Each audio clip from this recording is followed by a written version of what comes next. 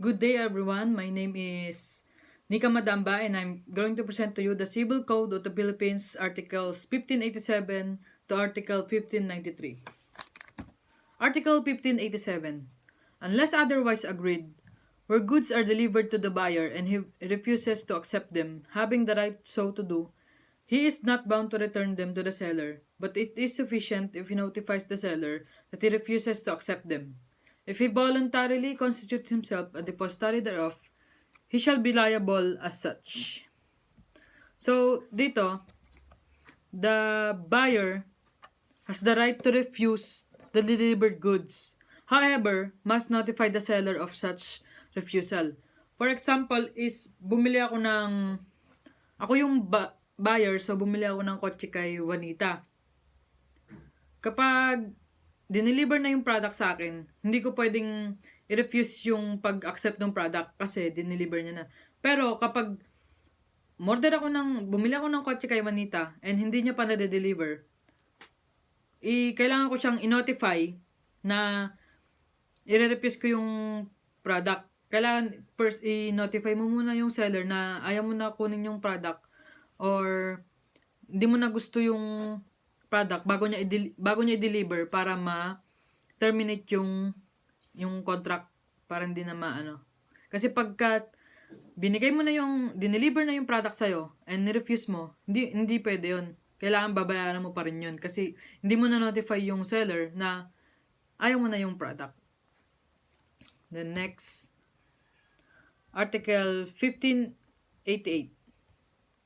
If there is no stipulation as specified in the first paragraph of Article 1523, when the buyer's refusal to accept the good is without just cause, the title thereto passes to him from the moment they are placed at his disposal. So, dito naman sa Article 1588, kapag dineliver na sa'yo yung product, tas wala kang maayos na reason kung bakit ayaw mong tanggapin yung product, ibibigay pa rin sa'yo yung title or the object is may papasa na sa'yo yung ownership kasi na-i-place na yung disposal sa'yo, na-deliver na yung product.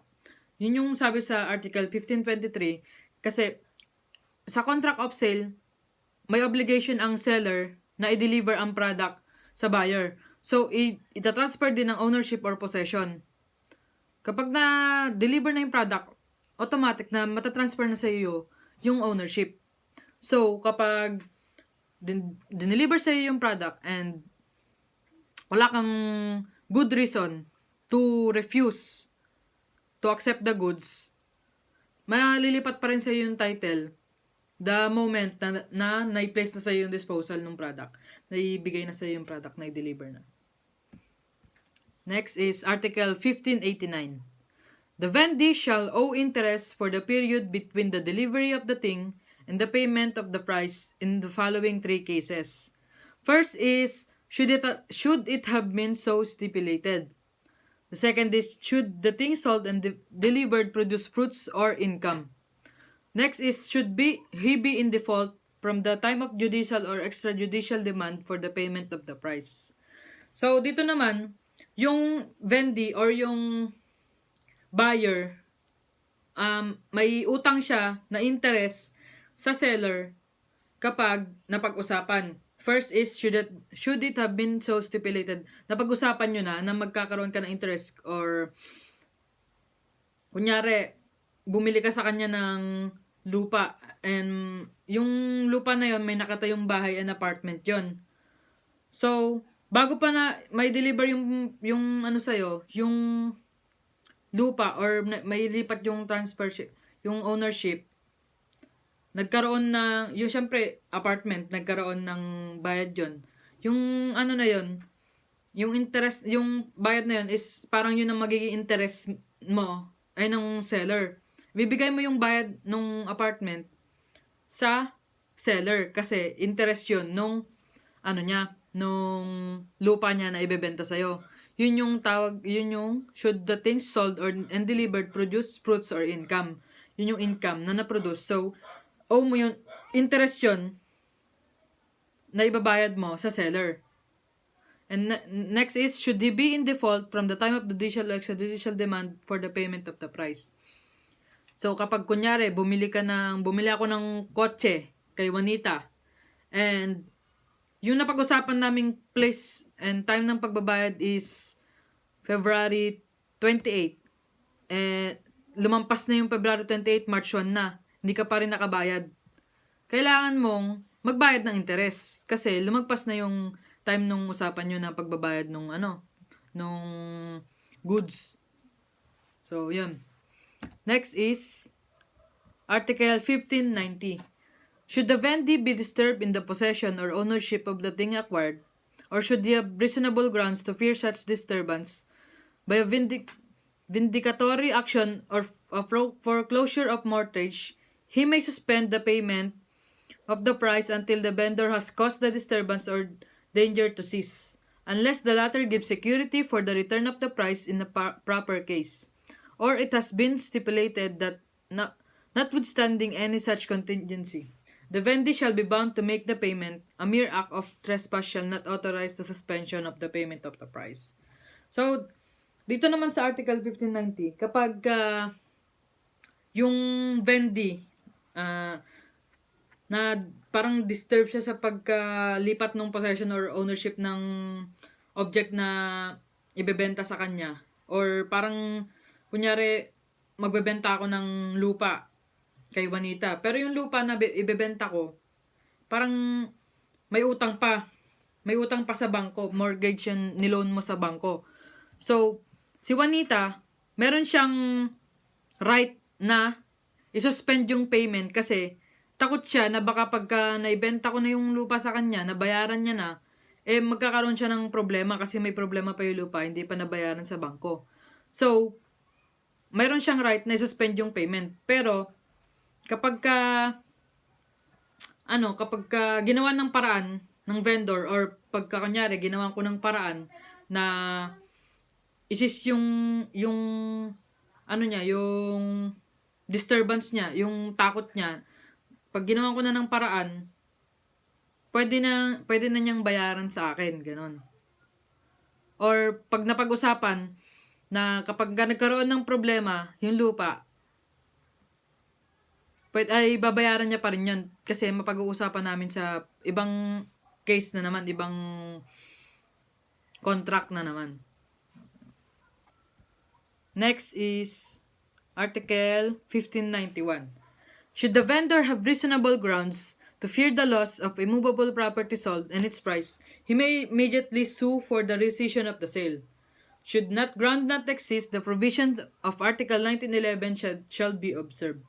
Dito sa Article 1591, kapag yung ibebenta ni vendor ay takot siya na kunyari magbebenta ako ng lupa kay Juanita, and feeling ko talo ako sa contract kasi parang mababa yung price pala. Lupa yon, tsaka may bahay, immovable yon. Tapos feeling ko parang mababa yung price na napag-agrihan. Meron akong karapatan na i-terminate or i-resign yung sale. Pwede kong gawin yon. So, or pwede ko naman ding pwede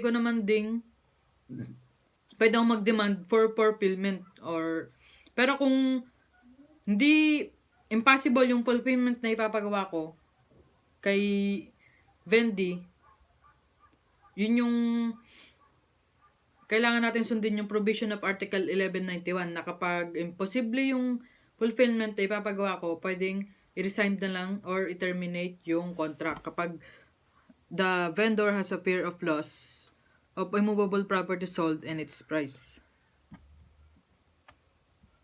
Next is Article 1592.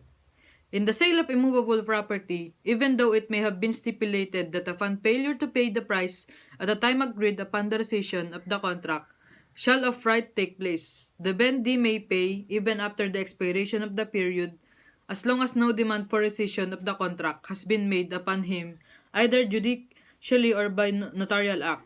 After the demand, the court may not have granted him a new term. Dito naman,